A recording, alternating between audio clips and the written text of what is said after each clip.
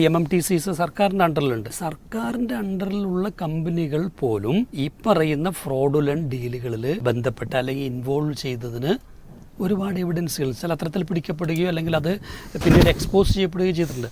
ഇപ്പോൾ ശരീരപരിശോധനയൊക്കെ നടത്തിയാലും അതിലൊന്നും ഇത് പെടുന്നില്ല. ഇത് പിന്നെ പിടിക്കപ്പെടുന്നത് എങ്ങനെയാണെന്ന് വെച്ചാൽ ഇത് ഒറ്റ കൊടുത്ത കേസാണ്. ഈ റാക്കറ്റുകൾ തമ്മിലുള്ള അസ്വാരസ്യങ്ങളും പ്രശ്നങ്ങളും ഒക്കെ ഉണ്ടാകുമ്പോൾ അവർ തമ്മിൽ ഒറ്റ കൊടുക്കുന്ന ആ വിവരം കിട്ടിയതിൻ്റെ അടിസ്ഥാനത്തിൽ ആ വ്യക്തിയെ പ്രത്യേകം പരിശോധിക്കുമ്പോഴാണ് എന്തുള്ളത് ഇത് കിട്ടുന്നത്. അപ്പോൾ അത് ഗവൺമെൻറ്റിൻ്റെ ഈ സംവിധാനത്തിൻ്റെ ഒരു മിടുക്കല്ല യഥാർത്ഥത്തിൽ. കഴിഞ്ഞ ദിവസങ്ങളിലൊക്കെ പത്രമാധ്യമങ്ങളിൽ നമ്മൾ ന്യൂസ് റിപ്പോർട്ടുകൾ കാണുന്നു. വിമാനത്താവളങ്ങൾ വഴി സ്വർണം കടത്തുന്നതുമായി ബന്ധപ്പെട്ട വിഷയം, അതിൻ്റെ സ്റ്റാറ്റിസ്റ്റിക്സൊക്കെ കഴിഞ്ഞൊരു 4 വർഷത്തെ കണക്കൊക്കെ കഴിഞ്ഞ ദിവസം പത്രങ്ങളിൽ കാണാൻ സാധിച്ചു. ഇന്ത്യയിലൊട്ടുക്കും 7401 കിലോഗ്രാം സ്വർണം കഴിഞ്ഞൊരു 4 വർഷം കൊണ്ട് വിവിധ വിമാനത്താവളങ്ങളിലൂടെ കടത്തപ്പെടുകയുണ്ടായി എന്ന് നമ്മൾ വായിച്ചു. അതോടൊപ്പം കേരളത്തിലേക്ക് വരുമ്പോൾ കേരളത്തിലെ 3 വിമാനത്താവളങ്ങളിൽ നിന്നുമായി 1562 പിന്നെ .something കിലോഗ്രാമാണ് കേരളത്തിൽ നിന്ന് ഈ നിലക്ക് പിടിക്കപ്പെട്ടിട്ടുള്ളത്. അപ്പോൾ ഇവിടെ ഈ ഒരു വിഷയം നമ്മളിന്ന് ചർച്ചയ്ക്ക് എടുക്കുകയാണ്. അതിൽ തന്നെ പ്രത്യേകമായി നമ്മൾ ഇതിലെ മറ്റൊരു അജണ്ടയെ കൂടി സ്പോട്ട് ലൈറ്റ് തുറന്നു കാണിക്കാൻ വേണ്ടി ഉദ്ദേശിക്കുന്നുണ്ട്. അതെന്താണെന്ന് വെച്ചാൽ കഴിഞ്ഞ ദിവസം ഇപ്പോൾ ഏഷ്യാനെറ്റ് ന്യൂസിൻ്റെ ഒരു ഓൺലൈൻ പോർട്ടലിൽ നമ്മളൊരു വാർത്ത കാണുകയാണ്. ആ വാർത്തയുടെ ഹെഡിങ് ഇങ്ങനെയാണ്: കരിപ്പൂരിൽ മുഹമ്മദിൻ്റെ വയറിൽ നിന്ന് കണ്ടെത്തിയത് ഇത്ര ലക്ഷം രൂപയുടെ സ്വർണം. അപ്പോൾ അവിടെ പ്രത്യേകമായി വിമാനത്താവളത്തിൽ നിന്നോ എന്നൊന്നല്ല, യാത്രക്കാരൻ്റെ കയ്യിൽ നിന്നല്ല, അങ്ങനെയൊന്നുമല്ല. ഹെഡിങ്ങിൽ തന്നെ കൃത്യമായി ഇത്തരത്തിൽ പേരും കാര്യങ്ങളും വിമാനത്താവളത്തിൻ്റെ കാര്യങ്ങളൊക്കെ പറയുമ്പോൾ അത് ഇത്തരത്തിൽ ആവർത്തിക്കപ്പെടുമ്പോൾ അതിലെന്തെങ്കിലും അജണ്ടകളെ നമ്മൾ പ്രത്യേകം തുറന്നു കാണിക്കേണ്ടതുണ്ടോ എന്നതാണ് ഈ ഒരു വിഷയത്തെ മനസ്സിലാക്കേണ്ടത്. സാധാരണ നമ്മൾ ഉപയോഗിക്കുന്ന ഒരു പദം കള്ളക്കടത്ത് എന്നുള്ളതാണ്.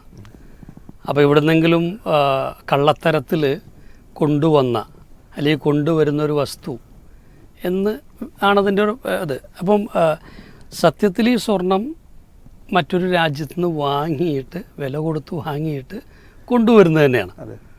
പിന്നെ എന്നെ കള്ളക്കടത്തെന്ന് വിളിക്കാനുള്ള കാരണം ഇത് രാജ്യത്തിലേക്കൊരു സാധനം ഇമ്പോർട്ട് ചെയ്ത് കൊണ്ടുവരുമ്പോൾ നൽകേണ്ട നികുതി അല്ലെങ്കിൽ ഡ്യൂട്ടി ഇത് കൃത്യമായിട്ട് അടയ്ക്കാത്തത് കൊണ്ടാണ് ഇതിനെ കള്ളക്കടത്ത് എന്ന് പറയുന്നത്. അപ്പോൾ അധികാരികളറിയാതെ അല്ലെങ്കിൽ നിയമത്തിൻ്റെ ആ ഒരു മര്യാദ പാലിക്കാതെ കൊണ്ടുവരുന്നതുകൊണ്ടാണ്. അപ്പോൾ ഇവിടെ നമ്മൾ എന്തുകൊണ്ട് ഇതൊരു തിന്നണ വസ്തുവല്ല, സ്വർണം ഭക്ഷിക്കണ ഒരു സാധനമല്ല, പക്ഷെ എന്തുകൊണ്ട് ഇത്രമാത്രം ഇത് കേരളത്തിൽ ഒരു കള്ളക്കടത്ത് വസ്തുവായി തീരുന്നു എന്നുള്ളത് കൂടെ നമ്മൾ മനസ്സിലാക്കേണ്ടതുണ്ട്. ഇപ്പോൾ 2009 വരെ ലോകത്തിലെ ഏറ്റവും വലിയ സ്വർണ്ണ ഉപഭോക്താക്കൾ ഇന്ത്യയാണ്. ഇപ്പോൾ അതിങ്ങനെ ചൈനയും ഇന്ത്യയും തമ്മിൽ എന്ത് ചെയ്യുന്നുണ്ട്, ആ വിഷയത്തിൽ ചെറിയ മത്സരം നിലനിൽക്കുന്നുണ്ട്. ഈ ലോകത്തിൻ്റെ മൊത്തം ഗോൾഡ് കൺസംഷൻ്റെ 29% ഇന്ത്യയാണ് കൺസ്യൂം ചെയ്യുന്നത്. എന്നാൽ ഇത്രയും കൺസ്യൂം ചെയ്യുന്ന ഇന്ത്യയെ സംബന്ധിച്ചിടത്തോളം ഇതിൻ്റെ 90% ഇമ്പോർട്ട് ചെയ്യുന്നതാണ്. എന്നുവെച്ചാൽ 10% ഗോൾഡ് മാത്രമേ ഇന്ത്യയിൽ മൈനുകളിൽ നിന്ന് ഉൽപ്പാദിപ്പിക്കപ്പെടുന്നുള്ളൂ. അപ്പോൾ സ്വാഭാവികമായിട്ടും ഇതിൻ്റെ ഡിമാൻഡുള്ളിടത്തോളം കാലം ഇത് ഏതെങ്കിലും നിലയ്ക്ക് ഇന്ത്യയിലേക്ക് വരണം. അപ്പോൾ ഇതിന് നിവൃത്തിയൊന്നും ഇല്ലാത്തതാണ്. മാത്രമല്ല നമ്മളുടെ ഓയിൽ ഇമ്പോർട്ട് കഴിഞ്ഞാൽ ഏറ്റവും വലിയ ഇമ്പോർട്ട് ബില്ലെന്ന് പറയുന്നത് ഗോൾഡിൻ്റെ ബില്ലാണ്. പക്ഷേ നിലവിൽ പോലും അതങ്ങനെ തന്നെയാണ്.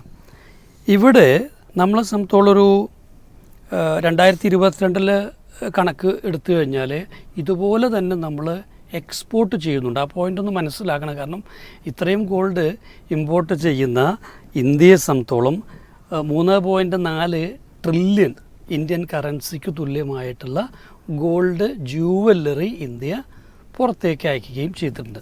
അതിനകത്തുള്ള ചെറിയ ചില കളികളും ഇതിനകത്ത് പ്രധാനമായിട്ടുള്ള ഒന്നാണ്. എന്നാൽ ഈ ഇത്രയും ഇതിനകത്ത് ഇപ്പോൾ ഈ 2022 എടുത്തിട്ടുണ്ടെങ്കിൽ ആ വർഷത്തിൽ നമ്മൾ ഇത്രയും രൂപയുടെ ഗോൾഡ് നമ്മൾ പിന്നെ ഇറക്കുമതി ചെയ്യുകയും ഇത്രയും ജുവല്ലറി കയറ്റുമറിയുകയൊക്കെ ചെയ്തിട്ട് നമ്മളൊരു 4000 കിലോഗ്രാം സ്വർണ്ണമാണ് ഈ രീതിയിൽ പിടിക്കപ്പെട്ടിട്ടുള്ളത്. അപ്പോൾ നമ്മൾ ഇവിടെ ഒന്നാമത് മനസ്സിലാക്കേണ്ട ഒരു കാര്യം, ഇപ്പോൾ നമ്മൾ ഈ ചോദിച്ചതുപോലെ ഇന്ത്യയിൽ ഏറ്റവും കൂടുതൽ ഇത്തരം കേസുകൾ ഉണ്ടായിട്ടുള്ളത് കരിപ്പൂരിലാണോ കേരളത്തിലാണോ എന്നുള്ള ചോദ്യം വരും അല്ലേ. അപ്പോൾ അവിടെ അതിൻ്റെ ഒന്നാമത്തെ ഉത്തരം എന്താണ്? ഇന്ത്യയിലെ ഏറ്റവും കൂടുതൽ കള്ളക്കടത്ത് നടക്കുന്നത് മഹാരാഷ്ട്രയിലാണ്. എന്താ ചിത്രത്തിലുള്ള ഈ ഗോൾഡിൻ്റെ കള്ളക്കടത്ത് അല്ല തമിഴ്നാട്ടിലാണ്.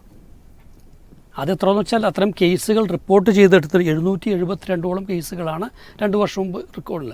705 കേസുകൾ മഹാരാഷ്ട്രയിൽ അത് ആ സമയത്ത് രജിസ്റ്റർ ചെയ്തിട്ടുണ്ട്. കേരളത്തിലാകട്ടെ 250-ൻ്റെ അടുത്ത് വെച്ചാൽ 3-1 കേസുകൾ എന്തിട്ടുള്ളത്. ഇതിൽ തന്നെയും കൂടുതൽ കേസുകൾ ഉണ്ടായിട്ടുള്ളത് കൊച്ചി എയർപോർട്ടുമായി ബന്ധപ്പെട്ടാണ്, അല്ലാതെ എന്തല്ല കരിപ്പൂരല്ല. അപ്പോൾ കരിപ്പൂരിൽ തീർച്ചയായിട്ടും എന്ത് ചെയ്തിട്ടുണ്ട്, 2 വർഷത്തിനിടയിൽ വലിയൊരു ഇൻക്രീസ് അതിനകത്ത് ഉണ്ടായിട്ടുണ്ട്. അതൊരു സത്യമായിട്ടുള്ള കാര്യമാണ്. അപ്പോൾ നമ്മൾ ഈ അടുത്ത കാലത്ത് പോലും ഉണ്ടായിട്ടുള്ള ഒരുപാട് ഈ വലിയ ഈ സ്മഗ്ലിംഗ് കേസുകൾ പിടിക്കപ്പെട്ടത് നോക്കിക്കഴിഞ്ഞാൽ, ഇപ്പോൾ കഴിഞ്ഞ മെയ് മാസത്തിൽ, ഇപ്പോൾ ഈ മാസത്തിൽ തന്നെ ബോംബെയിൽ ഏതാണ്ട് 13 കോടി രൂപയുടെ സ്വർണം പിടിക്കേണ്ടായി. ഇതുപോലെ തന്നെ ജൂലൈയിൽ 48 കോടിയുടെ സ്വർണം ഇതുപോലെ ബോംബെയിൽ പിടിക്കേണ്ടായി. സൂറത്തിൽ 25 കോടിയുടെ സ്വർണം പിടിക്കേണ്ടായി. അപ്പോൾ അങ്ങനെ ദുഃഖ കേസുണ്ട്. ഇതിലേറ്റവും വലിയ ഇന്ത്യയുടെ ചരിത്രത്തിൽ തന്നെ ഏറ്റവും വലിയ ഒരു കേസ് എന്ന് പറയുന്നത് 2019 ഡോങ്ക്രി സിൻഡിക്കേറ്റ് എന്ന് പറയുന്ന ഒരു ഗ്രൂപ്പ് ഓഫ് ഇത്തരത്തിലുള്ള വലിയൊരു നെറ്റ്വർക്കിംഗ് ആണിത്. അവരുടെ അടുത്ത് പിടിച്ചിട്ടുള്ളത് 1473 കോടിക്ക് തുല്യമായിട്ടുള്ള 4500ഓളം കിലോഗ്രാം ആണ് ആ വർഷത്തിൽ ഒന്ന് DRI, അത് ഡയറക്ടറേറ്റ് ഓഫ് റവന്യൂ ഇൻ്റലിജൻസ് കാര്യമായ ഒരു ശ്രമം നടത്തിയപ്പോൾ പിടിച്ചെടുത്തത്.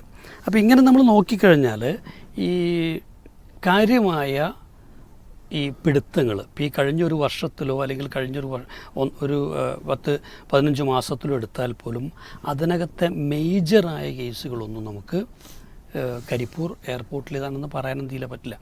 ഇനി ഈ DRI തന്നെയും വളരെ കൃത്യമായി നിരീക്ഷിക്കുന്ന അല്ലെങ്കിൽ നിരീക്ഷിക്കേണ്ടി വരുന്ന എയർപോർട്ടുകൾ എടുത്തു കഴിഞ്ഞാൽ അതിനകത്ത് പോലും ഒരു 5ാം സ്ഥാനമോ 6ാം സ്ഥാനമേ കേരളത്തിലെ എയർപോർട്ടുകൾ വെച്ചാൽ കൊച്ചിയാണ് ആ നിലയ്ക്ക് നിരീക്ഷിക്കപ്പെടുന്നത്. അപ്പോൾ അവിടെ നിരീക്ഷിക്കപ്പെടുന്നത് എവിടേക്കാണ്? ബോംബെയിലുള്ള, ഗുജറാത്തിലുള്ള, ചെന്നൈ, കൊൽക്കത്ത ഈ എയർപോർട്ടുകൾ കഴിഞ്ഞിട്ട് എന്ത് ചെയ്യുന്നുള്ളൂ? കേരളത്തിലേക്ക് വരുന്നുള്ളൂ. അപ്പോൾ ഇതെല്ലാം കാണിക്കുന്നത് നമ്മൾ ഈ നേരത്തെ പറഞ്ഞ പോലെ ഡാറ്റ വൈസ് നോക്കിക്കഴിഞ്ഞു കഴിഞ്ഞാൽ ഈ കരിപ്പൂർ എന്ന് പറയുന്നത് ആ രീതിയിൽ വലിയ തോതിൽ ഇത് കള്ളക്കടത്ത് നടത്തുന്ന ഒരു ഇതാണല്ലോ. ഇത് ശരിയാണോ എന്നുള്ളതല്ല പറയുന്നത്, അങ്ങനത്തെ ഒരു ആരോപണത്തിന് വിധേയമാകുന്ന നടത്തുന്നത്. കാരണം കരിപ്പൂരിനെ സംബന്ധിച്ചോളം പല ഘട്ടങ്ങളിലും പല രൂപത്തിലുള്ള ആരോപണങ്ങൾക്ക് വിധേയമാക്കപ്പെടുകയും അതൊരു എന്തൊക്കെയോ ഒരു ഇല്ലീഗലായ ഇല്ലിസിറ്റായ ട്രേഡുകൾക്കുള്ള ഒരു കേന്ദ്രമാണെന്ന് വരുത്തി തീർക്കാനുള്ള ശ്രമം ഉണ്ടായിട്ടുണ്ട്. അപ്പോൾ ഇവിടെ നമ്മൾ ഇതിനേക്കാൾ ഗൗരവം പലപ്പോഴും ആളുകൾ മനസ്സിലാക്കാത്തൊരു കാര്യമുണ്ട്. ഈ 2 തരത്തിലുള്ള ഈ സ്മഗ്ലിങ് നടക്കുന്നുണ്ട്. ഒന്നാമത്തെ എന്താ വെച്ചാൽ കൊമേഴ്സ്യൽ സ്മഗ്ലിംഗ് ആണ്. ഈ കൊമേഴ്സ്യൽ സ്മഗ്ലിംഗ് എന്ന് പറയുന്നത് ഒരർത്ഥത്തിൽ സർക്കാരിൻ്റെ നയത്തിൻ്റെ കൂടെ വൈകല്യത്തിൽ നിന്നുണ്ടായിട്ടുള്ളതാണ്. അപ്പോൾ നമ്മുടെ ഈ നമുക്കിപ്പോഴത്തെ ഒരു ഗോൾഡ് ഇമ്പോർട്ട് നയമനുസരിച്ചുകൊണ്ട് നിങ്ങൾക്ക് ഗോൾഡ് എന്ത് ചെയ്യാം? വിദേശ രാജ്യങ്ങളിൽ നിന്ന് ഇമ്പോർട്ട് ചെയ്യാം.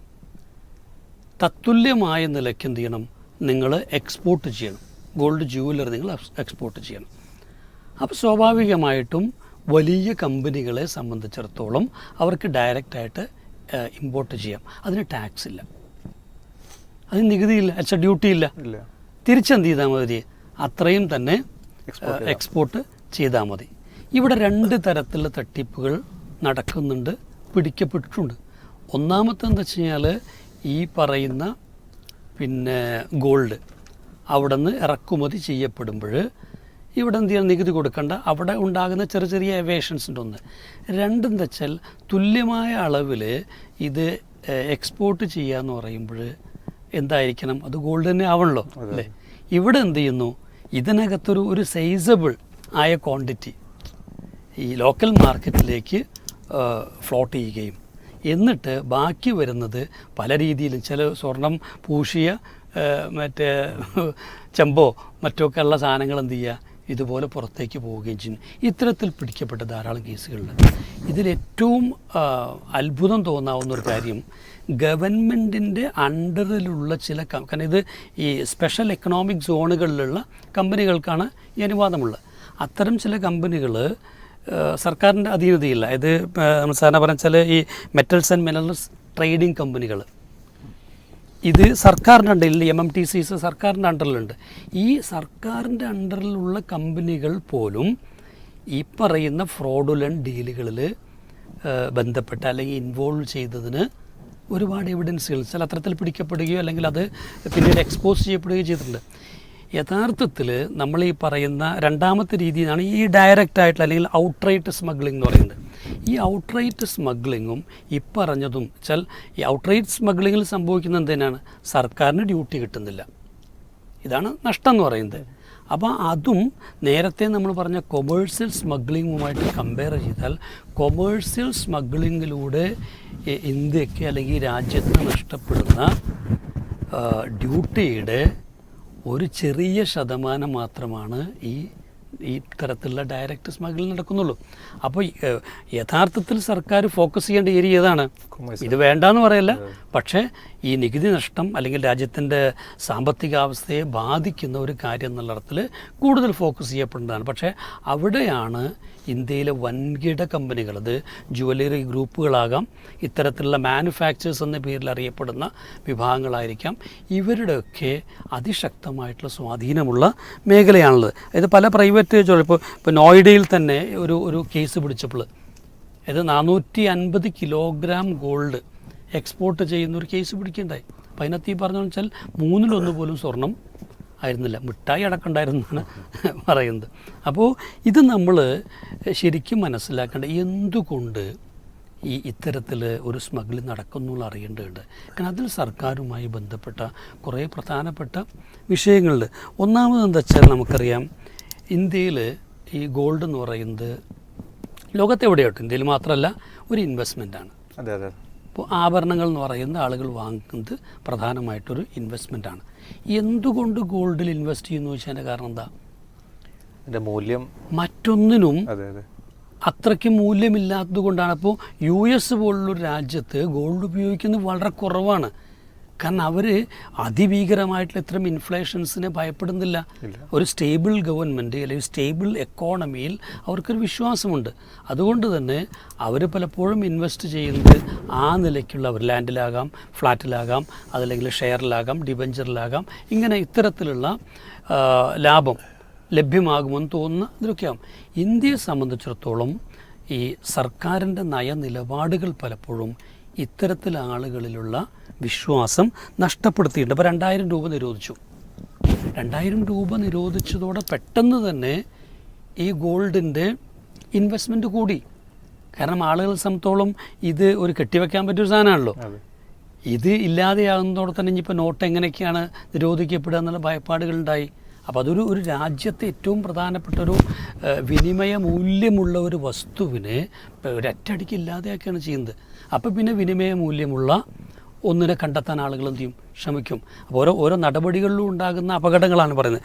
രണ്ടെന്താ വെച്ചാൽ ഇപ്പോൾ നമുക്കറിയാം, ഇന്ന് റിയൽ എസ്റ്റേറ്റ് തളർന്നു കിടക്കുകയാണ്. ഇപ്പോൾ നമുക്കറിയാം, ഇപ്പോൾ ഈ അടുത്ത കാലത്ത് കേരളത്തിൽ പോലും വന്ന പല റിപ്പോർട്ടുകളുമുണ്ട്. കേരളത്തിലൊക്കെ സ്ഥലത്തിൻ്റെ വില കുറയും രൂപത്തിൽ. അത് തെക്കൻ ജില്ലകളെ കൂടുതൽ ബാധിച്ചിട്ടുള്ള ഒന്നാണ്. നമ്മളവിടേക്ക് അത്ര ഒരു മലപ്പുറം, കോഴിക്കോട് ജില്ലകളിലൊന്നും അത്ര എന്ന് പറയാൻ പറ്റില്ല. എങ്കിൽ പോലും ഇത് ഒരു പ്രധാനപ്പെട്ട ഇൻഡിക്കേഷനാണ്. കാരണം നമ്മുടെ ആളുകൾ ധാരാളമായിട്ട് ഇൻവെസ്റ്റ് ചെയ്തിരുന്ന ഒരു മേഖലയാണ് ഈ ലാൻഡ് എന്ന് പറയുന്നത്. ഇപ്പോൾ ലാൻഡിന് അത്തരത്തിലുള്ള ട്രാൻസാക്ഷൻ വാല്യൂ ഇല്ലാതെയാകുന്നതോടെ വീണ്ടും ആളുകൾ എന്ത് ചെയ്യും, സ്വർണത്തിലേക്ക് തന്നെ പോകും. മൂന്നാമത്തെ വെച്ചാൽ ഒരു ഫിനാൻഷ്യൽ അൺസർട്ടനിറ്റി, ഒരു അനിശ്ചിതത്വം ഇന്ത്യയിൽ വന്നിട്ടുണ്ട്. കാരണം എപ്പോഴാണ് സർക്കാരിൻ്റെ നിലപാട് മാറുക, എന്തൊക്കെയായിരിക്കും ഇത്, എപ്പോഴാണ് ED വരിക, എപ്പോഴാണ്. അപ്പോൾ നമുക്ക് സ്വതന്ത്രമായി എന്തെങ്കിലും ഒരു കച്ചവടത്തിൽ ഏർപ്പെടാൻ അല്ലെങ്കിൽ ഇത്തരത്തിലൊരു ഫിനാൻഷ്യൽ ഡീലിങ്ങിൽ ബന്ധപ്പെടാൻ പലപ്പോഴും അപകടം മണക്കുന്ന സമയത്ത് ആളുകൾ എന്താ ചെയ്യുക, ഇത് ലിക്വിഡേറ്റ് ചെയ്ത് ഗോൾഡാക്കിയിട്ട് കുഴിച്ചിട്ടാൽ എന്താണ്, പിന്നെ പാരും വന്നിട്ട് പെട്ടെന്ന് പിടിക്കാൻ പോകുന്നു. മാത്രം അവിടെ കിടന്നിട്ട് എന്ത് ചെയ്യും, അത് വളർന്നുകൊള്ളും, അതിൻ്റെ വില വളരുകയും ചെയ്തോളും. അപ്പോൾ ഇതുപോലെ തന്നെ ഇമ്പോർട്ട് ഡ്യൂട്ടി 15% കൂട്ടി. നേരത്തെ 4% എൻ്റെ ഓർമ്മ. ഈ 15% കൂട്ടിയതോടെ യഥാർത്ഥത്തിൽ ഔദ്യോഗികമായിട്ടുള്ള ഇത്തരത്തിലുള്ള ഇതുകൾ കുറഞ്ഞു. പിന്നെ എവിടെയുള്ളൂ, ഈ എക്കണോമിക് സോണുകളിലാണ്. അവർക്ക് എന്തും കൊടുത്തു, ഡ്യൂട്ടി വേണ്ടെന്ന് കൊടുത്തു. അപ്പോൾ ഒഫീഷ്യലി നികുതി അടച്ചുകൊണ്ട് ഇമ്പോർട്ട് ചെയ്യുന്ന ശീലം ആളുകൾ കുറച്ചു. പകരം ഈ പറയുന്ന രൂപത്തിൽ സ്മഗിൾ ചെയ്യാനുള്ള സാധ്യത കൂട്ടി. പിന്നെ ഇതിനകത്തൊരു പ്രധാനപ്പെട്ട വിഷയമാണ് നിയമം വളരെ ദുർബലമാണ്. ഇപ്പോൾ പോസ്റ്റൊക്കെ പോലുള്ള നിയമങ്ങളാണ് ഇതിനകത്ത് ഇരുന്നത്. ഇതിൽ ഒരാൾ പെട്ടാലും ശരി ഒരു 10-12 മാസം അല്ലെങ്കിൽ 2 കൊല്ലമൊക്കെ കഴിഞ്ഞാൽ എന്ത് ചെയ്യും, ഇയാൾക്ക് ജാമ്യം കിട്ടും. ഇനി അതിനു പുറമെ എന്താ വെച്ചാൽ ഈ നേരത്തെ ഉണ്ടായതിനേക്കാൾ ഇതിൻ്റെ പരിധി ഉയർത്തി 2 കോടി വരെ ഇട്ടു. കേസ് എടുക്കണമെങ്കിൽ തന്നെ കേസ് എടുക്കല്ല, അറസ്റ്റ് ചെയ്യണമെങ്കിൽ തന്നെ 1 കോടിയിലധികം അതന്നെ. അപ്പോൾ 2 കോടിയാണ് ഇപ്പോൾ. അപ്പോൾ അത്രയും വലിയ തുകക്കുള്ള ഗോൾഡ് ആണെങ്കിൽ മാത്രമേ ഇദ്ദേഹത്തിന് പിന്നെ കേസ് എടുക്കാനും FIR ചെയ്യാനും മറ്റേന്ത് ചെയ്യും, ഫൈൻ അടച്ച് ഇത് ഡയറക്റ്റ് അദ്ദേഹത്തിന് എന്ത് ചെയ്യും, നേരിട്ട് ജാമ്യം കൊടുക്കാം. കാരണം ഗോൾഡ് അവിടെ കിട്ടിയിട്ടുണ്ട്. അപ്പോൾ ഈ രീതിയിൽ പിടിക്കപ്പെട്ട കുഴപ്പമില്ല, അപ്പം പോകും. അല്ലെങ്കിൽ എന്ത് ചെയ്യും, ലാഭം കിട്ടുമെന്ന രൂപത്തിൽ ആലോചിക്കുന്ന ഒരാളെ സംബന്ധിച്ചിടത്തോളം അതിന് അല്ലെങ്കിൽ നിൽക്കാൻ തയ്യാറാവുന്നവരെ സംബന്ധിച്ചോളം ആ രീതിയിലുള്ള സാധ്യതകൾ ഉണ്ട്. ഇത് പിന്നൊന്ന് വെച്ചാൽ നമ്മളെ ഇന്ത്യൻ കറൻസിയും ഡോളറും തമ്മിലുള്ള എക്സ്ചേഞ്ച് വാല്യൂയിൽ വന്ന മാറ്റമാണ്. ഇത് സ്വാഭാവികമായിട്ടും ഇതിൻ്റെ ഇൻഫ്ലേഷൻ്റെ റേറ്റ് കൂടുകയും ആ അർത്ഥത്തിൽ വർദ്ധിപ്പിച്ചിട്ടുണ്ട്. പിന്നെ ഇൻ്റർനാഷണലായിട്ട് നമുക്കറിയാം ഈ പിന്നെ വില കയറിയിട്ടുണ്ട്, പ്രത്യേകിച്ചും റഷ്യ-ഉക്രൈൻ വാർ ഈ സമയത്ത്. അപ്പോൾ ഇത്തരത്തിലൊക്കെ സംഭവിക്കുമ്പോൾ ഇതിൻ്റെ പുറമെ നമ്മൾ മനസ്സിലാക്കേണ്ട വലിയൊരു ഈ കേസുകൾ പലപ്പോഴും പിടിക്കപ്പെടുന്ന ധാരാളം ആളുകൾ ഇപ്പോൾ സുഡാനിൽ നിന്ന്, അതുപോലെ നൈജീരിയയിൽ നിന്ന്, ഗാന, അങ്ങനെയൊക്കെയുള്ള രാജ്യങ്ങളിൽ നിന്നാണ്. അപ്പോൾ ഈ സുഡാൻ എന്ന് പറഞ്ഞു കഴിഞ്ഞാൽ ലോകത്തിലെ തന്നെ 10ാമത്തെയോ മറ്റോ ഏറ്റവും വലിയ ഈ ഗോൾഡ് മൈനേഴ്സാണ്.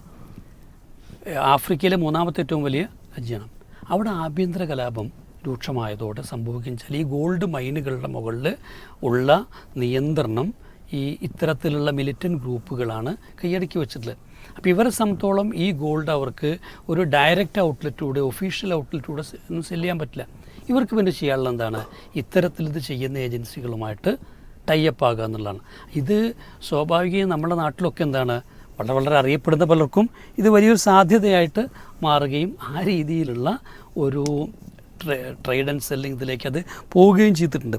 അപ്പോൾ ഇവിടെ നമ്മൾ മനസ്സിലാക്കുന്നൊരു കാര്യം എന്താ വെച്ചാൽ ഇതൊരിക്കലും ഒരു പ്രത്യേക പ്രദേശത്ത് അല്ലെങ്കിൽ പ്രത്യേക എയർപോർട്ടിൻ്റെ പരിധിയിൽ വരുന്നൊരു വിഷയമൊന്നും അല്ല. അവിടെ പിടിക്കപ്പെടുന്നതിന് ആവശ്യത്തിലധികം പ്രാധാന്യം കൊടുക്കുന്നു എന്നുള്ളത് മാത്രമാണ്. രണ്ടാമതൊരു കാര്യം കൂടെ മനസ്സിലാക്കണം വെച്ചാൽ ഇവിടെ ഇപ്പോൾ സ്വർണം കടത്തിക്കഴിഞ്ഞാൽ ഈ പറഞ്ഞ പോലെ നികുതി നഷ്ടമൊക്കെ സംഭവിക്കുന്നുണ്ട്. പക്ഷേ ഇതിനേക്കാൾ എത്രയോ ഭീകരമാണ് ഇവിടെ നടക്കുന്ന നാർക്കോട്ടിക് ട്രേഡ് എന്ന് പറയുന്നത്. പലപ്പോഴും ഇത് അത്ര വലിയ വാർത്തയൊന്നുമല്ലോ. അപ്പോൾ നമുക്കറിയാം അല്പം ചില വർഷങ്ങൾക്ക് മുമ്പ് ഗുജറാത്തിൽ അദാനിയുടെ പോർട്ടിൽ നിന്നാണ് 20,000 കോടി രൂപയുടെ നാർക്കോട്ടിക്സ് പിടിച്ചു എന്ന് പറയുന്നത്. നമ്മളതിനെക്കുറിച്ച് പിന്നെന്ത് ചെയ്തിട്ടില്ല, കേട്ടിട്ടില്ല. സമാനമായ ധാരാളം സംഭവങ്ങളുണ്ടായിട്ടുണ്ട്. അത് വെറും നികുതിയോ നികുതി നഷ്ടത്തിൻ്റെ വിഷയമല്ല, മറിച്ചൊരു രാജ്യത്തെ ജനതയെ ബാധിക്കുന്ന, എക്കണോമിയെ അത്രമാത്രം ബാധിക്കുന്ന വിഷയമാണ്. അപ്പം അതുകൊണ്ട് തന്നെ സർക്കാരിൻ്റെ ഒരു ശ്രദ്ധ പതിയേണ്ട ഏറ്റവും പ്രധാനപ്പെട്ട മേഖല കൂടെയാണ് അതെന്നർത്ഥം. എന്തായാലും നമ്മളെന്താണ് ചുരുക്കി പറഞ്ഞു കഴിഞ്ഞാൽ നമ്മൾ ഇതിൻ്റെ ശരിയായ ആംഗിളിൽ മനസ്സിലാക്കാൻ ശ്രമിക്കണം എന്നുള്ളതാണ് പ്രധാനം.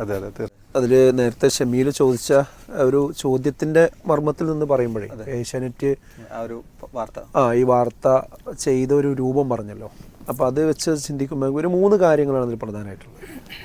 ഒന്ന്, ഇതിൽ പിന്നെ ഈ സ്വർണ്ണക്കടത്ത് നിയന്ത്രിക്കാൻ ഗവൺമെൻറ് കുറച്ചുകൂടെ എന്ത് ചെയ്യേണ്ടതുണ്ട്, അതിൽ നിയമം കർശനമാക്കണം. അതാണിപ്പോൾ മാഷ് പറഞ്ഞതിൻ്റെ ഒരു ആകത്തുക എന്ന് പറയുന്നത്. കാരണം ഈ വമ്പൻ സ്രാവുകൾ പിന്നെ പിടിക്കപ്പെടാതെ പോവുകയും ഇതിൻ്റെ ഇരകളായ ആളുകൾ അതിൻ്റെ ബുദ്ധിമുട്ട് അനുഭവിക്കുകയും ചെയ്യുന്നൊരു സ്വഭാവമാണ് ഇപ്പോൾ ഉള്ളത്. അപ്പോൾ അതിന് നിയമം കർക്കശമാക്കണം. അതായത് ഇതിലെന്തോ ചെറിയൊരു പുഴ ചുമത്തിയാൽ പ്രശ്നം തീരും എന്ന ഒരു ധാരണ വരുമ്പോഴാണ് ഈ വളരെ സർവ്വസാധാരണക്കാരായ ആളുകളാണ് ഇതിന് പലപ്പോഴും കാരിയർമാരായിട്ട് മാറുന്നത്.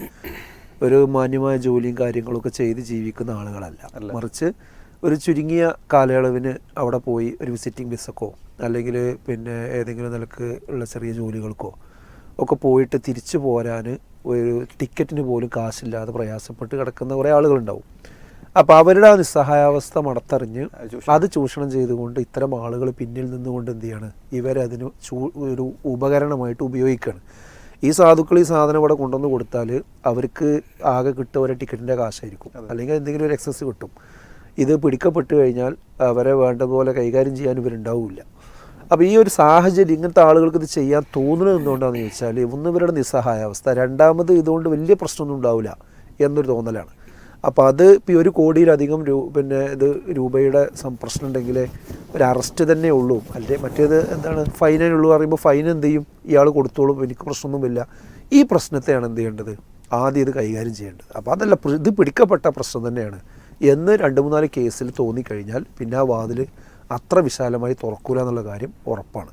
അപ്പോൾ അതാണ് ഒന്ന്. കാരണം ഗവൺമെൻറ്റിന് ഇപ്പോൾ ഇത് മനസ്സിലാക്കാൻ തന്നെ ശരിക്ക് ഇവിടെ എയർപോർട്ടിൽ ഒരുപാട് സംവിധാനങ്ങളും പരിശോധനാ സംഗതികളൊക്കെ ഉണ്ട് എങ്കിലും ആ പരിശോധനകളൊക്കെ ഇപ്പോൾ ഈ മെറ്റൽ ഡിറ്റക്ടറും മറ്റു ശരീര പരിശോധനയൊക്കെ നടത്തിയാലും അതിലൊന്നും ഇത് പെടുന്നില്ല. ഇത് പിന്നെ പിടിക്കപ്പെടുന്നത് എങ്ങനെയാണെന്ന് വെച്ചാൽ ഇത് ഒറ്റ കൊടുത്ത കേസാണ്. ഈ റാക്കറ്റുകൾ ഉണ്ടാവില്ല, ഈ റാക്കറ്റുകൾ തമ്മിലുള്ള അസ്വാരസ്യങ്ങളും പ്രശ്നങ്ങളും ഒക്കെ ഉണ്ടാകുമ്പോൾ അവർ തമ്മിൽ ഒറ്റ കൊടുക്കുന്ന ആ വിവരം കിട്ടിയതിൻ്റെ അടിസ്ഥാനത്തിൽ ആ ഭാഗം ആ വ്യക്തിയെ പ്രത്യേകം പരിശോധിക്കുമ്പോഴാണ് എന്തുള്ളത് ഇത് കിട്ടുന്നത്. അപ്പോൾ അത് ഗവൺമെൻറ്റിൻ്റെ ഈ സംവിധാനത്തിൻ്റെ ഒരു മിടുക്കല്ല യഥാർത്ഥത്തിൽ ഇത് പിടിക്കപ്പെടുന്നു എന്നുള്ളത്. അപ്പോൾ അതൊക്കെ എന്ത് ചെയ്യണം, ആ രംഗത്തൊക്കെ മാറ്റം വരുത്തണം. അതേപോലെ നിയമം കർശനമാക്കണം. എന്നിട്ട് ഈ ഡോർ എന്ത് ചെയ്യണം, ക്ലോസ് ചെയ്യണം. ഇതിന് ഗവൺമെൻറ് ഇച്ഛാശക്തി കാണിക്കണം. അത് ഇച്ഛാശക്തി കാണിക്കണമെങ്കിൽ എന്താണ്, ഇതിൻ്റെ പിന്നിലുള്ള ആളുകളും ഗവൺമെൻറ്റും ആളുകളും തമ്മിലുള്ള ആ ഒരു അവിശുദ്ധ ബന്ധമാണ് ഇതിലൊക്കെ ഉണ്ടാകുന്ന പ്രശ്നം എന്നുള്ളതാണ് ഒരു കാര്യം. രണ്ടാമത്തെ എന്താണെന്ന് വെച്ചാൽ, ഇവിടെ ഇപ്പോൾ നേരത്തെ ഏഷ്യാനെറ്റിൻ്റെ ന്യൂസിനെ പറ്റി പറഞ്ഞു, മാധ്യമങ്ങൾ ഈ വാർത്ത കൈകാര്യം ചെയ്യുന്ന രീതിയാണ്. അതിലാണ് നമുക്ക് പ്രധാനമായിട്ട് പറയാനുള്ളത്. കാരണം ഇപ്പോൾ മാഷ് ഒരുപാട് നമ്പറുകളോടെ പറഞ്ഞു, ഒരുപാട് എയർപോർട്ടിനെ പറ്റി പറഞ്ഞു. മൊത്തത്തിലുള്ളൊരു പ്രതിഭാസമാണ് അത് കരിപ്പൂരിലുണ്ട്. പക്ഷെ കരിപ്പൂരത്തെ വിഷയത്തിന് ഒരു പ്രത്യേക കളറ് കൊടുക്കുന്നു എന്നുള്ളതാണ്. അതിന് മലബാറിൻ്റെ കളറ് കൊടുക്കുന്നു, മുസ്ലിം സമുദായത്തിൻ്റെ കളറ് കൊടുക്കുന്നു, ഓരോ മുസ്ലിം വ്യക്തിയുടെ പേരിൻ്റെ കളർ കൊടുക്കുന്നു. എന്നിട്ട് ഏതുവരെ എന്ന് ചോദിച്ചാൽ, ഇവിടെ സംഘപരിവാർ കുറേ കാലങ്ങളായിട്ട് കൊണ്ടുവരുന്നൊരു നരേറ്റീവ് ഉണ്ട്.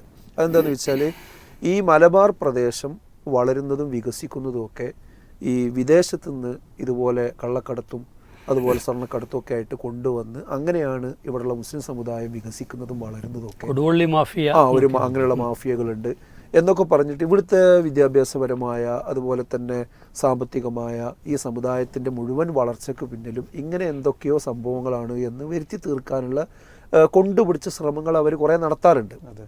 അതിന് പറ്റുന്ന അതിൻ്റെ കുഴലൂത്തുകാരായിട്ട് മാറുകയാണ് എന്ത് ചെയ്യണത് ഇപ്പോൾ ഏഷ്യാനെറ്റ് പോലെയുള്ള അത് ഏഷ്യാനെറ്റ് മാത്രമല്ല, പലപ്പോഴും മുഖ്യധാരാ മാധ്യമങ്ങൾ ഇവിടെ കരിപ്പൂരിനെ ഒരു പ്രത്യേക ഒരു ഇതാക്കിയിട്ട് കരിപ്പൂരിൽ നിന്ന് പിടിച്ചു.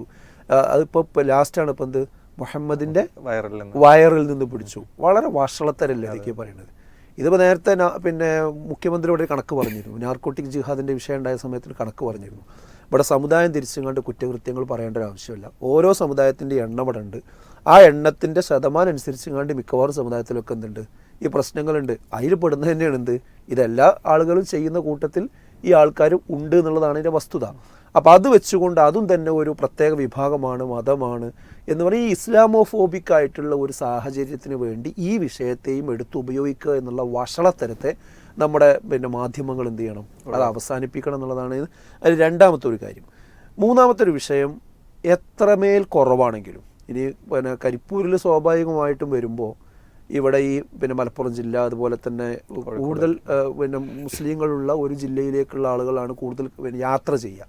അപ്പോൾ സ്വാഭാവികമായിട്ടും ഒരു പിടിക്കപ്പെടുന്നതിൽ എന്തുണ്ടാവും, മുസ്ലിം പേരുള്ള ആളുകളുണ്ടാവും. ഞാൻ പറയുന്നത് അത് എത്ര കുറവാണെങ്കിലും കൂടുതലാണെങ്കിലും സമുദായത്തിലുള്ള ആളുകൾ ഇത് ഗൗരവപൂർവ്വം ശ്രദ്ധിക്കണം എന്നുള്ളതാണ് പറയാനുള്ളത്. അത് ഗവൺമെൻറ്റിനെ കുറ്റം പറഞ്ഞോ, അത് ഇസ്ലാമോഫോബിക് ആണെന്ന് പറഞ്ഞോ, അത് മാധ്യമങ്ങളെക്കുറിച്ച് ചീത്ത പറഞ്ഞു വേണ്ടോ, അത് ഞങ്ങൾ ഒരു ഇരവാദം സൃഷ്ടിച്ചുകൊണ്ട് രക്ഷപ്പെടേണ്ട വിഷയമല്ല ഈ കാര്യം. ഇത് ഒരു മുസ്ലിം എന്ന നിലക്ക് ഞാൻ നിലക്കന്നെ എടുക്കുകയാണെങ്കിൽ തന്നെ ഒരിക്കലും നീതീകരിക്കാൻ കഴിയാത്തതാണ്. അതായത് ഇതൊന്നും ഒരു പ്രശ്നമല്ല എന്നുള്ള രീതിയിൽ ഇതിനെ ഒരു സാധാരണവൽക്കരിക്കുന്ന ഒരു സംഗതി ഒരു കാരണവശാലും മുസ്ലിം പ്ലാറ്റ്ഫോമിലുള്ള ആളുകൾ ചെയ്യാൻ പാടില്ല. കാരണം എന്താ വെച്ചാൽ അവിഹിതമായി ഒരാളുടെ സ്വത്ത് എടുത്ത് ഉപയോഗിച്ചാൽ അതെന്തോ ആകട്ടെ, അത് ഉപയോഗിച്ച് കഴിഞ്ഞാൽ അങ്ങനെ അതിൽ നിന്നുണ്ടാകുന്ന സമ്പത്തും അതിൽ അവൻ തടിച്ചു കൊടുക്കുന്നതൊക്കെ നരകത്തിൽ കത്താനുള്ളതാണ് എന്നാണ് റസൂലുള്ളാഹി സ്വല്ലല്ലാഹു അലൈഹി വസല്ലം പറഞ്ഞത്. അത് വളരെ ഗുരുതരമായ വിഷയമാണ്. അത് എത്ര ചെറുതാണെങ്കിലും, ഇപ്പോൾ ഒരു രാഷ്ട്രത്തോടുള്ള ബാധ്യതയാണെങ്കിലും, രാഷ്ട്രത്തോടുള്ള ബാധ്യതയാണെങ്കിലും ഒക്കെ എല്ലാ അർത്ഥത്തിലും. അപ്പോൾ ഇത് ഈ നികുതി വെട്ടിച്ച് ഈ കാര്യം ചെയ്യുക എന്നുള്ളതിന് എന്ത് ചെയ്യേണ്ടതില്ല, സമുദായത്തിൻ്റെ ആളുകൾ അത്തരം കാര്യത്തിൽ നിന്ന് ഒരിക്കലും അതിൽ ഭാഗവാക്കാൻ പാടില്ല. പിന്നെ സമുദായ നേതാക്കന്മാരും പണ്ഡിതന്മാരും ഒക്കെ ഇത്തരം വിഷയങ്ങളെക്കുറിച്ച് കുറച്ചുകൂടെ മിമ്പറുകളിലും പ്രഭാഷണങ്ങളിലും അവരുടെ ഉത്ബോധനങ്ങളിലുമൊക്കെ ഈ കാര്യങ്ങളെ സംബന്ധിച്ച് കുറച്ചുകൂടെ എന്ത് ചെയ്യേണ്ടതുണ്ട്, ഗൗരവത്തോടു കൂടി പറയുക എന്ന ഒരു സന്ദേശം കൂടി ഇത്തരം കാര്യങ്ങൾ ചർച്ചയാകുമ്പോൾ സമുദായത്തിൻ്റെ ഉള്ളിൽ നിന്ന് അങ്ങനെയുള്ള ഒരു ചിന്ത വരേണ്ടതുണ്ട് എന്നാണ് പറയാനുള്ളത്. പിന്നെ ഇത് ഇനി ശ്രദ്ധിച്ചിട്ടില്ലെങ്കിൽ വരാൻ പോകുന്നത് എന്താണെന്ന് വെച്ചാൽ, ഇപ്പോൾ ഹജ്ജ് പിന്നെ എൻ്റെ യാത്ര തുടങ്ങി, ഇടയ്ക്കിടയ്ക്ക് ഉംറ പോകുന്നുണ്ട്. പണ്ടൊക്കെ ഉംറ എന്ന് പറഞ്ഞാൽ അത് വളരെ കൂടുതലായി വളരെ സാധാരണക്കാരിലേക്ക് പോയിരുന്നില്ല. ഇപ്പം അങ്ങനെയല്ല. ഇപ്പോൾ വളരെ സാധാരണക്കാരായ, എന്തിനധികം എയർപോർട്ടുകളിലൂടെ, അതുപോലെ തന്നെ പിന്നെ ബസ് സ്റ്റാൻഡുകളിലൂടെ, റെയിൽവേ സ്റ്റേഷനുകളിലൂടെയൊന്നും അധികം യാത്ര ചെയ്തിട്ടില്ലാത്ത, പരിചിതമല്ലാത്ത, വളരെ കുടിലുകളിലുള്ള സാധാരണക്കാരായ സ്ത്രീകൾ വരെ എന്ത് ചെയ്യുന്നുണ്ട്, ഇപ്പോൾ ഉംറ യാത്ര ചെയ്യുന്നുണ്ട്. അവർക്ക് ഇതിൻ്റെ കാര്യങ്ങളൊന്നും, ഇവർ ഈ എയർപോർട്ടിലേക്ക് വരുന്നതോടുകൂടി തന്നെ ഇവർക്ക് വല്ലാത്തൊരു ഇതാണ്. പിന്നെ അവരുടെ കൂടെ ഇവരെ നയിച്ചു കൊണ്ടുപോകുന്ന ആളുകൾ, അതുപോലെ തന്നെ അവർക്ക് അതിന് സൗകര്യം ഒരുക്കി കൊടുക്കുന്ന ആളുകൾ, അവരെന്താണോ പറയുന്നത് അതങ്ങനെ അങ്ങ് വിശ്വസിച്ചു പോകുന്ന ഒരവസ്ഥയാണ്.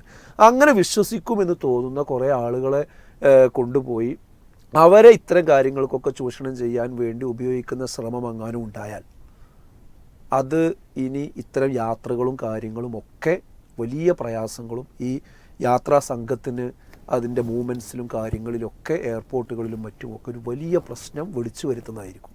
അതുകൊണ്ട് വിദേശ യാത്ര നടത്തുന്ന, അത് പിന്നെ അങ്ങനെയുള്ള ആരാധനാപരമായ കാര്യങ്ങൾക്കായാലും ശരി, അതുപോലെ തന്നെ മറ്റു കാര്യങ്ങൾക്കായിരുന്നാലും ശരി, പോകുന്ന സമുദായത്തിൽപ്പെട്ട മെമ്പർമാർ ഒരു കാരണവശാലും നിയമത്തിന് വിരുദ്ധമായ ഒരു സംഗതികളും എന്ത് ചെയ്യാൻ പാടില്ല. അത് അവരുടെ ദീനിന് എതിരാണ്, അവരുടെ വ്യക്തിത്വത്തിനെതിരാണ്, ഈ രാജ്യത്തിനെതിരാണ്, അതോടൊപ്പം തന്നെ ഈ സമുദായത്തെ ചീത്തപ്പേരുണ്ടാക്കുന്ന വിഷയമാണ്. അപ്പോൾ അതിനെ അഡ്രസ്സ് ചെയ്യുന്നതാണ് വേണ്ടത്. അതോടൊപ്പം ഇതിൽ ഏറ്റവും കൂടുതൽ വഷളത്തരം പറയേണ്ടത് ഈ മാധ്യമങ്ങൾ ചെയ്യുന്ന ഇതെല്ലാം കിട്ടുന്ന വടിയൊക്കെ ഉപയോഗിച്ചുകൊണ്ട് മുസ്ലിം സമുദായത്തെയും തല്ലാനും ഇസ്ലാമോഫോബിക്കായിട്ട് തന്നെ അവതരിപ്പിക്കാനും പിന്നെ വേണ്ടിയുള്ള ഈ ഒരു ചീഞ്ഞ ശ്രമം അവസാനിപ്പിക്കണം.